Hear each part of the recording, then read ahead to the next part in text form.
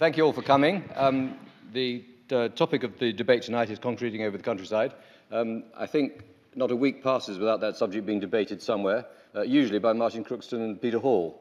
So I'm assuming they're well practiced in this.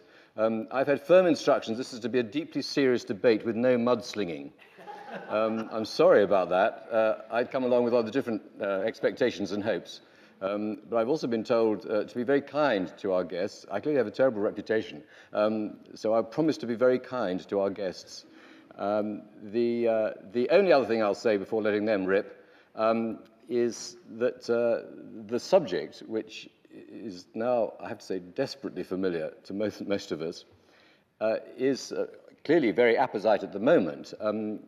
It is infested, I think, by two particular problems.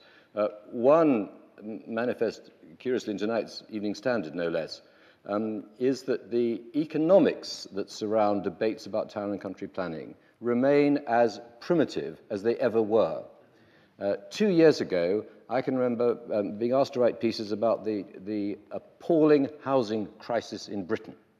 The housing crisis in Britain was entirely caused by soaring house prices. And the government had to act. And I remember Kate Barker producing a famous report which said that the only way of curing the soaring house price crisis in Britain was to build tens of thousands more houses in the countryside. Tonight's Evening Standard tells me there is a collapsing house price crisis in Britain, and it is therefore somewhat curious to find ourselves discussing a topic that might have been chosen for 2 years ago's crisis rather than for today's crisis. I would have said the last thing that we need to be doing just at the moment is building tens of thousands more houses to depress house prices, as Kate Barker wanted to do. That, to my mind, is an illustration of the illiteracy of the economics of this debate, which I'm sure we're about to have illuminated.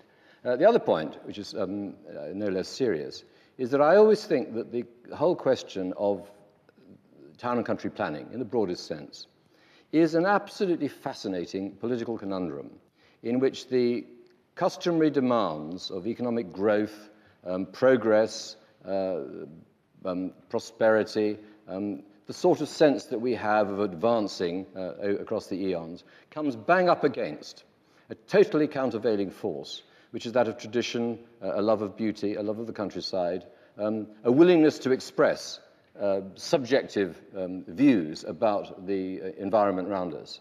And these two forces are in eternal contention and are indeed the very stuff of politics. But it's a mistake, I think, to believe that you can resolve them. On the one hand, there are those people who want to make money out of more houses and who want to live in them. And on the other side, there are those people who genuinely value the British countryside, which is what most British people do if they're not the people who want to live in the houses that other people want to build for them.